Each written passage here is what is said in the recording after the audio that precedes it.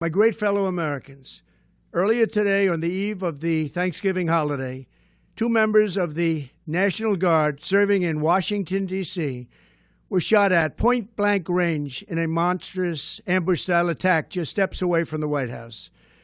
They had been deputized as part of the most successful public safety and national security mission in the history of our nation's capital, the D.C. Safe and Beautiful Task Force, which has achieved an unprecedented reduction in violent crime and crimes of all type. This heinous assault was an act of evil, an act of hatred, and an act of terror. It was a crime against our entire nation. It was a crime against humanity.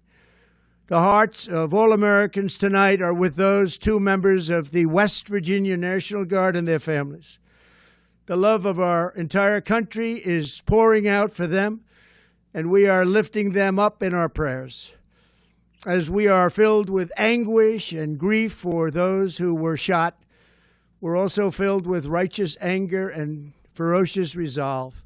As President of the United States, I am determined to ensure that the animal who perpetrated this atrocity pays the steepest possible price. I can report tonight that, based on the best available information, the Department of Homeland Security is confident that the suspect in custody is a foreigner who entered our country from Afghanistan, a hellhole on earth. He was flown in by the Biden administration in September 2021 on those infamous flights that everybody was talking about. Nobody knew who was coming in. Nobody knew anything about it. His status was extended under legislation signed by President Biden, a disastrous president, the worst in the history of our country. This attack underscores the single greatest national security threat facing our nation. The last administration let in 20 million unknown and unvetted foreigners from all over the world, from places that you don't want to even know about. No country can tolerate such a risk to our very survival. An example is Minnesota, where hundreds of thousands of Somalians are ripping off our country and ripping apart that once great state. Billions of dollars are lost, and gangs of Somalians come from a country that doesn't even have a government, no laws, no water, no military, no nothing. As their representatives in our country preach to us about our Constitution and how our country is no good. We're not going to put up with these kind of assaults on law and order by people who shouldn't even be in our country.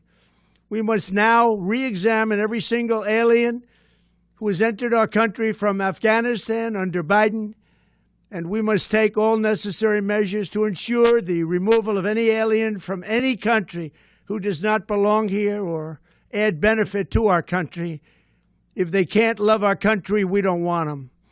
America will never bend and never yield in the face of terror.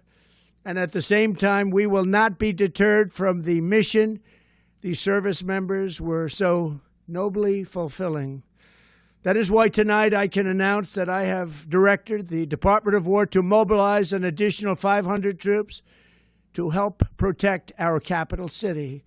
We will make America totally safe again, and we will bring the perpetrator of this barbaric attack to swift and certain justice if the bullets going in the opposite direction haven't already done that.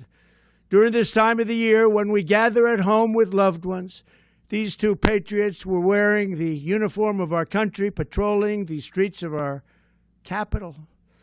They had taken a selfless oath to defend our nation against all enemies, foreign and domestic, and that is exactly what they were doing when they were gunned down in a savage attack.